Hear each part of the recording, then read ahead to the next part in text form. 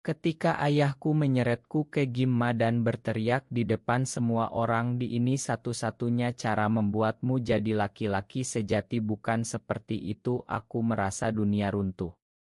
Aku tak pernah menyangka bahwa ring yang sama akan menjadi tempat aku menemukan kekuatan untuk mencintai diriku apa adanya, termasuk cinta pada sesama pria yang selama ini kusesali. Malam itu di rumah kecil kami di pinggiran Jakarta, hujan deras mengguyur atap seng, tapi suara ayah lebih keras lagi. Dia baru saja menemukan pesan lama di ponselku dari Rea, teman SMA yang sudah pindah ke Bandung 2 tahun lalu. "Kamu ini sakit, Arya. Kamu harus diperbaiki," katanya sambil melempar ponselku ke lantai hingga pecah. Ibu hanya diam di sudut ruangan, matanya basah tapi tak berani bicara. Keesokan paginya aku sudah berdiri di depan pintu Gimma Warrior Ring di kawasan Tanah Abang dengan tas olahraga yang dipaksa ayah beli.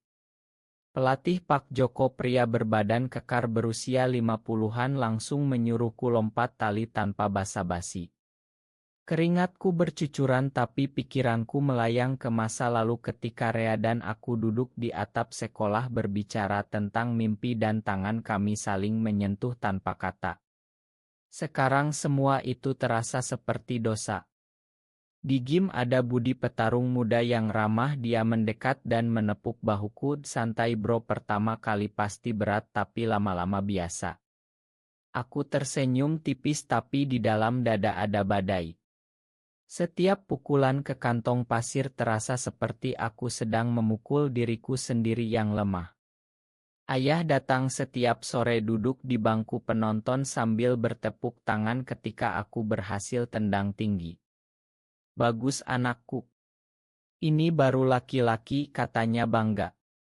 Tapi malam hari di kamar aku menangis diam-diam mengingat bagaimana Rea pernah bilang, "Kita nggak salah Arya, kita hanya berbeda." Latihan semakin berat.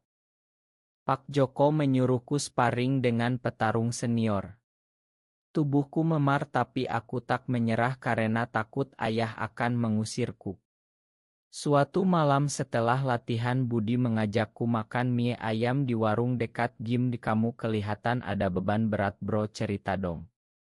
Aku hampir membuka mulut tapi kutelan lagi. Bagaimana aku bisa bilang bahwa aku dipaksa latihan ini karena ayah tahu aku suka laki-laki? Minggu demi minggu berlalu, aku mulai terbiasa dengan rasa sakit otot dan bau keringat. Tapi luka di hati tetap menganga. Hingga suatu sore ketika aku sedang memukul samsak, tiba-tiba Pak Joko memanggil nama baru, "Dika, masuk ring sparring sama Arya." Dan ketika mata kami bertemu untuk pertama kali, aku merasa sesuatu yang lama mati mulai berdenyut lagi. Dika, pria berusia 27 tahun berasal dari Surabaya, baru pindah ke Jakarta untuk bekerja sebagai desainer grafis di siang hari dan latihan di malam hari. Tubuhnya ramping tapi ototnya padat, gerakannya cepat seperti ular. Saat kami sparring pertama, aku langsung merasakan bedanya. Dia tak hanya memukul, dia membaca gerakanku seolah tahu apa yang akan kulakukan selanjutnya. "Okus Arya. Jangan pikirkan yang lain," teriak Pak Joko dari pinggir ring. Tapi aku tak bisa okus karena setiap kali tangan Dika menyentuh bahuku untuk blok, ada getaran aneh yang membuatku ingat Rea. Setelah sparring selesai, Dika mendekat menyodorkan botol air. "Kamu bagus tapi terlalu emosional. Mau latihan tambahan besok pagi?" Aku mengangguk tanpa berpikir. Ayah semakin sering datang ke gym, dia bahkan mulai mengenalkan aku pada anak gadis temannya. "Ini Rina, anak Pak Hadi, cocok buat kamu." Aku tersenyum sopan tapi dalam hati aku merasa seperti aktor yang memerankan peran yang bukan milikku. Malam itu di kamar kosanku yang sempit, aku membuka laptop dan mengetik nama Dika di Instagram. Oto-otonya kebanyakan di gym atau sedang menggambar Dika. Tak ada oto perempuan. Hati kecilku berdebar tapi aku cepat menutupnya. Kamu sudah cukup rusak Arya, jangan tambah lagi. Besok pagi kami latihan berdua di gym yang masih sepi. Dika mengajariku teknik ground control. Saat tubuh kami saling menempel aku merasakan napasnya di leherku dan untuk sesaat aku lupa segalanya. Kamu tegang sekali bro, ada masalah? Tanyanya lembut. Aku menggeleng tapi air mata hampir jatuh. Kami mulai sering latihan bersama. Budi yang melihatnya cuma tertawa, "Wah, kalian cocok jadi tim." Suatu hari setelah latihan Dika mengajakku ke pantai Ancol naik motor. Kami duduk di pasir melihat matahari terbenam. Aku tahu rasanya dipaksa jadi orang lain Arya. Ayahku dulu juga begitu. Dia tak melanjutkan tapi matanya mengatakan banyak hal. Aku ingin cerita tentang Rea, tentang malam ketika ayah memukulku karena menemukan surat cinta tapi lidahku keluh. Kembali ke rumah ayah sudah menunggu dengan wajah marah. "Kamu habiskan waktu sama cowok terus, kapan nikah?" Aku diam saja. Tekanan semakin berat. Turnamen amatir pertama semakin dekat. Pak Joko memilihku dan Dika untuk mewakili game malam. Sebelum pertandingan aku tak bisa tidur. Aku menelepon Rea setelah bertahun-tahun tak bicara. "Arya, kamu masih ingat aku?" Suaranya masih sama lembut. Kami bicara panjang lebar dan untuk pertama kali setelah lama aku merasa ada yang mengerti. Tapi pagi harinya ayah membaca chat itu dan marah besar. "Kamu masih kontak dia? Latihan ma ini buat menyembuhkanmu, bukan bikin tambah parah. Dia mengancam akan mengusirku jika aku kalah di turnamen." Di ring pertama aku melawan petarung dari Depok. Aku menang tapi bukan karena skill melainkan karena amarah. Saat tangan diangkat sebagai pemenang aku melihat Dika di pojok ring tersenyum bangga. Dan di saat itu aku sadar bahwa ring ini bukan hukuman lagi melainkan tempat aku mulai belajar melawan diriku sendiri. Turnamen berlanjut dan aku semakin sering menang. Koran lokal mulai menulis nama Arya Pratama calon bintang Majakarta. Ayah bangga sekali, dia bahkan memajang foto kemenanganku di ruang tamu. Tapi di balik senyumnya aku tahu dia masih mengawasi setiap gerakku. Dika dan aku semakin dekat. Kami sering latihan malam bersama lalu minum kopi di warung tenda. Suatu malam hujan deras kami terjebak di kosanku. Dika basah kuyup dan aku meminjamkan handuk. Saat dia mengganti baju aku tak sengaja melihat bekas luka di punggungnya. "Dari ayahku dulu," katanya pelan. Kami duduk di lantai bercerita sampai subuh. Dia mengaku bahwa dia juga pernah merasakan hal yang sama. "Aku suka laki-laki Arya tapi aku belajar menyembunyikannya demi keluarga." Kata-katanya seperti obat untuk luka lama. Tapi kebahagiaan tak bertahan lama. Budi yang selama ini sahabatku mulai curiga. "Kalian terlalu dekat bro." Orang-orang di gym mulai gosip. Aku panik. Malam itu ayah menelepon, "Ya, aku dengar kamu dekat dengan petarung bernama Dika. Jangan sampai aku harus datang ke gym dan malu sendiri." Tekanan dari segala arah. Turnamen semifinal tiba. Lawanku petarung kuat dari Bandung. Sebelum naik ring Dika memegang bahuku, "Menang untuk dirimu sendiri Arya, bukan untuk ayahmu." Aku menang tapi dengan harga mahal. Hidungku berdarah dan tulang rusuk memar. Di ruang ganti Dika membersihkan lukaku dengan lembut. Saat jari-jarinya menyentuh kulitku aku tak tahan lagi. "Dika, aku takut." Dia hanya memelukku tanpa kata. Berita kemenanganku sampai ke telinga Rea. Dia mengirim pesan, "Ya, aku bangga sama kamu. Maukah kita bertemu?" Aku setuju bertemu di kai dekat stasiun. Rea datang dengan senyum yang sama seperti dulu. Kami berpelukan lama. Tapi saat itu Dika kebetulan lewat dan melihat kami. Matanya berubah dingin. Jadi ini yang kamu sembunyikan, katanya lalu pergi. Aku mengejarnya tapi dia tak mau bicara. Malam itu aku duduk sendirian di tepi rel kereta merasa semuanya hancur lagi. Ayah mendengar gosip dan marah besar, kamu masih main api. Besok kamu pindah ke rumah dan aku awasi setiap hari. Aku tak tahu harus lari kemana. Latihan berikutnya terasa berat. Dika menghindariku. Budi mencoba menengahi tapi tak berhasil. Di tengah kekacauan ini turnamen Inal semakin dekat. Juara akan dapat kontrak profesional. Pak Joko memanggilku ke kantor. Arya, kamu punya bakat tapi kalau hati kamu kacau kamu akan kalah sebelum bertarung. Kata-katanya menusuk. Malam itu aku menulis surat panjang untuk Dika dan Rea. Aku tak kirim tapi menulisnya membuatku sadar bahwa aku tak lagi mau lari. Aku harus menghadapi semuanya di ring. Inal turnamen digelar di Hal Besar Senayan. Ribuan penonton memenuhi tempat duduk termasuk ayah dan ibuku. Dika duduk di pojok tim lawan sebagai sparring partner mereka. Rea datang diam-diam duduk di baris belakang.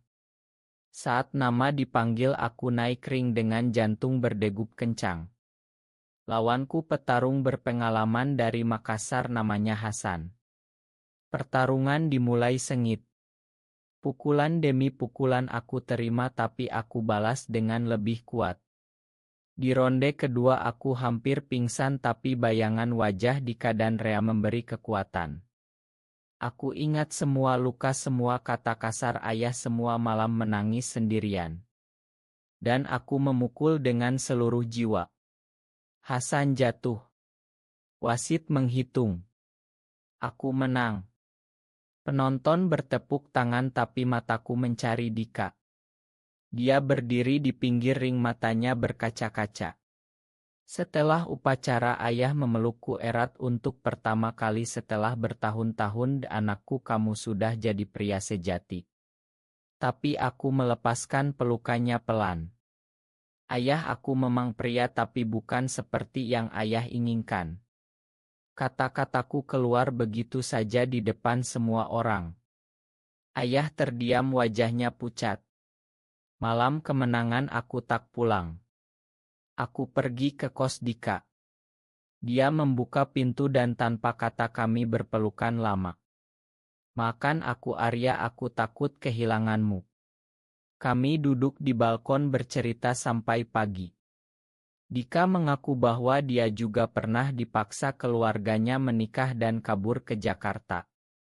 Rea mengirim pesan selamat dan bilang dia bahagia melihatku bahagia. Persahabatan kami tetap terjaga tapi cinta kami berbeda arah.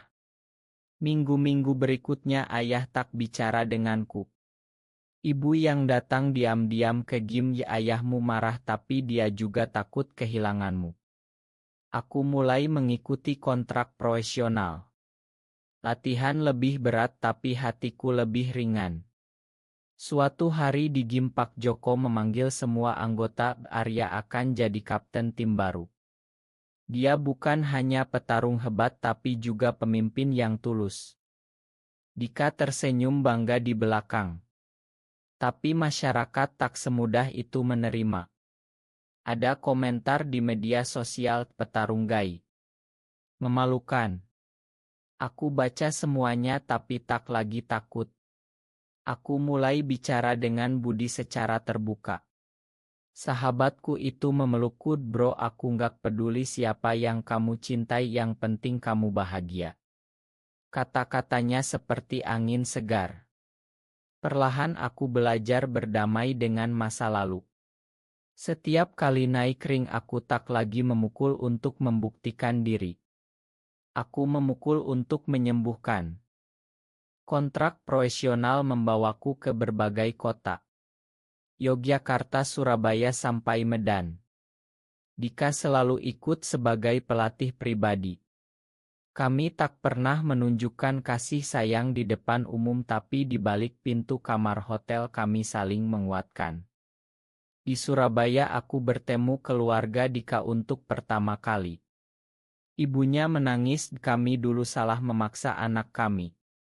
Ayah Dika hanya diam tapi akhirnya mengulurkan tangan, terima kasih sudah menjaga anakku. Momen itu menyembuhkan luka Dika yang lama. Kembali ke Jakarta ayahku mulai melunak. Dia datang ke gym bukan lagi untuk mengawasi tapi untuk menonton latihan. Suatu sore dia mendekatiku, "Arya, ayah minta maaf. Ayah takut dunia akan menyakitimu." Aku memeluk ayah untuk pertama kali sebagai diriku yang sebenarnya. Air mata kami bercampur. Tapi tantangan tak berhenti. Ada sponsor yang mundur setelah tahu orientasiku. Kami tidak ingin citra tim tercemar. Pak Joko marah besar, kalau begitu kami tak butuh sponsor seperti itu. Tim kecil kami terus berjuang. Aku mulai menulis blog anonim tentang perjalananku sebagai petarung gai di Indonesia. Banyak yang membaca dan mengirim pesan dukungan. Salah satunya dari remaja di Papua yang merasa sama. "Kamu memberi aku harapan, Bang." Kata itu membuatku menangis. Turnamen besar nasional tiba. Kali ini hadiahnya besar dan liputan televisi. Sebelum naik ring Dika memegang tanganku di ruang ganti, menang atau kalah aku tetap di sini. Aku menang lagi. Di podium saat lagu kebangsaan berkumandang aku melihat ayah berdiri di tribun pertama dengan bendera kecil di tangan. Setelah acara ayah mendekat, "Anakku, ayah bangga bukan karena kamu juara tapi karena kamu berani jadi diri sendiri." Kata-kata itu lebih berharga dari sabuk juara manapun. Malam itu Dika dan aku jalan-jalan di Monas. Kami duduk di rumput memandang lampu kota. "Arya, maukah kamu tinggal bersamaku selamanya?" tanyanya pelan. Aku mengangguk sambil tersenyum. Tapi kebahagiaan selalu diuji. Berita tentang hubungan kami bocor ke media. Judul besar, "Petarung Ma juara ternyata gai." Komentar negatif membanjiri. Beberapa teman gym menjauh. Bahkan Budi sempat ragu. Aku merasa jatuh lagi. Di latihan berikutnya aku hampir menyerah. Dika memelukku di belakang gym, "Kita sudah melewati lebih buruk dari ini." Perlahan tim kembali mendukung. Pak Joko mengadakan rapat, "Siapa yang tak terima silakan keluar." Tak ada yang pergi. Setahun kemudian aku berdiri di ring internasional pertama di Singapura. Lawanku petarung Malaysia yang tangguh. Seluruh tim datang termasuk ayah, ibu Budi dan tentu saja Dika yang kini resmi jadi manajer pribadiku. Sebelum pertandingan ayah memelukku lama, "Apapun hasilnya ayah selalu di belakangmu." Aku menang dengan keputusan mutlak. Di atas podium aku angkat tangan dan berteriak, "Ini untuk semua yang berani jadi diri sendiri." Penonton bertepuk tangan. Kembali ke Indonesia aku dan Dika pindah ke rumah kecil di pinggiran Bogor. Kami tanam pohon bersama dan pelan-pelan membangun kehidupan yang tenang. Ayah sering berkunjung membawa makanan buatan ibu. Rea juga datang suatu hari dengan pacar barunya. Kami tertawa mengenang masa lalu. Tapi luka lama tak pernah benar-benar hilang, ia hanya menjadi bekas yang mengingatkan. Suatu malam di balkon rumah Dika bertanya, "Apa kamu pernah menyesal?" Aku menggelengnya, aku justru berterima kasih pada ayah karena memaksaku kering. Tanpa itu aku tak akan pernah bertemu diriku yang sebenarnya. Hidup terus berjalan. Aku masih bertarung bukan lagi untuk membuktikan apapun tapi untuk menginspirasi. Banyak anak muda gay yang datang ke gym meminta nasihat. Aku selalu bilang nering bukan untuk melawan dunia tapi untuk melawan ketakutan di dalam diri. Suatu hari di gym aku melihat anak baru berusia 18 tahun matanya penuh ketakutan sama seperti aku dulu. Aku mendekat dan berkata, "Jangan takut. Kamu tidak sendirian." Saat itu aku tahu perjalananku belum selesai. Di ring berikutnya aku bertarung dengan senyum. Karena sekarang setiap pukulan adalah doa untuk semua yang masih berjuang menyembunyikan diri. Dan di pojok ring Dika selalu berdiri tersenyum bangga. Itulah kekuatan yang sesungguhnya. Apakah kekuatan sejati seorang pria terletak pada otot dan pukulan di ring atau pada keberanian menerima siapa dirinya sebenarnya? Benar atau salah?